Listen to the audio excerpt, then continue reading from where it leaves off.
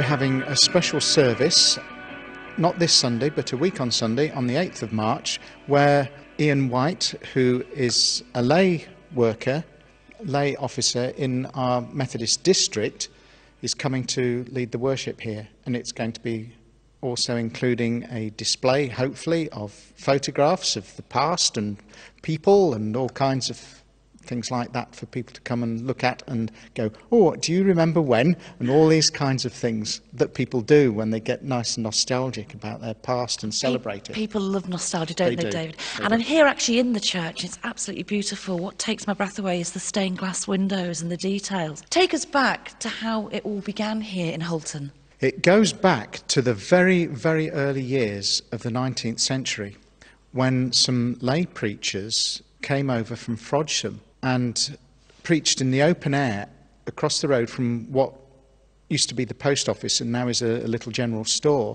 They started what was then called a society, a Methodist society, and then in 1818 a little chapel was built.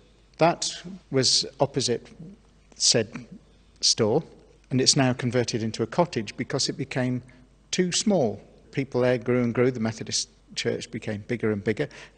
And so the current building was built. The designer I was reading about, is it Thomas Hazelhurst? Yeah. He designed about a dozen Methodist churches, of which we understand this is one of the last of the buildings that Thomas Hazelhurst built. It didn't look like this then when he'd built it, and when those Methodists in 1875 formed up and marched across from the old Methodist church up here, and it is slightly uphill from where the old one was, and moved in 140 years ago. So it's 140 years of this building is what we're celebrating.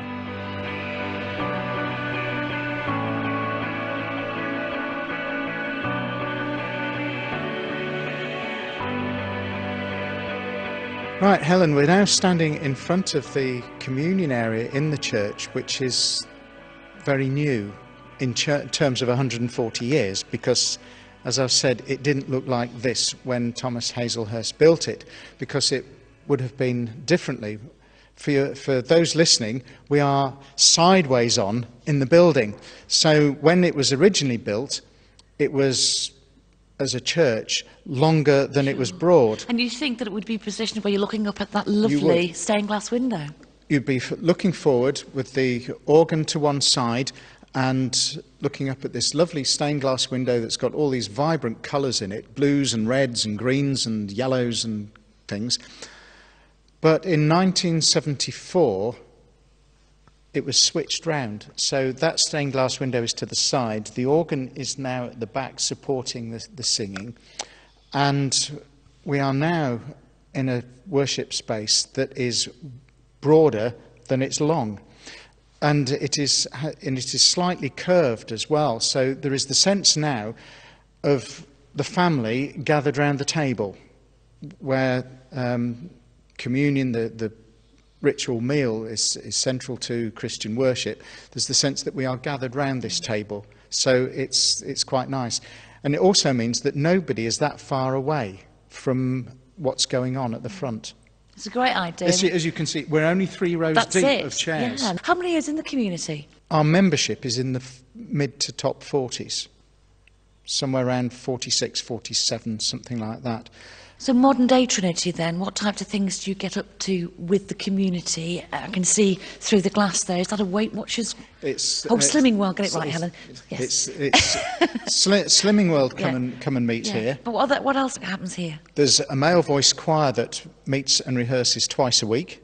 On Tuesday mornings we have a coffee morning come breakfast club, like breakfast, bacon balms and so on, that is open to anyone to come to.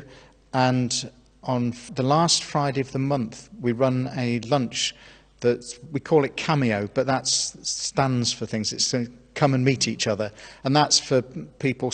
There are some people in the church who come to it, but there are also a lot of people from the community who come to it. There's probably about 40-ish or so come to this lunch, and it's for people who are on their own, really. So some are elderly. There are some actually who are younger but have disability issues.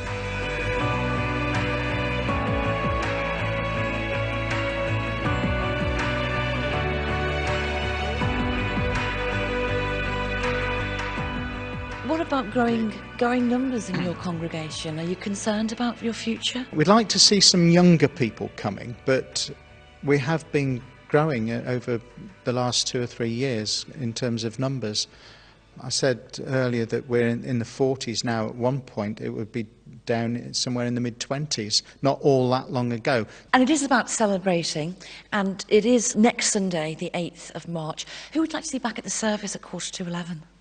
Lots of people. If you've been married here, if you've had your children baptised here, if you used to be here and moved away and you can come back, whoever you are, if you've never been and are just curious, if you worship here every week, we'd love to see you. And for you then, David, for the 140th anniversary, why is it special for you, the Methodist Church? Because it shows that we've been here a long time and that we're still here and we're growing and we can still be of service to the community and be here. So it'd be lovely to see people here on the 8th of March at our service at 11:15. And if you need an incentive, there is cake afterwards. There'll be a special celebration cake that will be eaten after the service. And if you want to come along, we're on Main Street in Halton Village in Runcorn, and it's Halton Trinity Methodist Church. And you can find things about us on our website and Facebook page.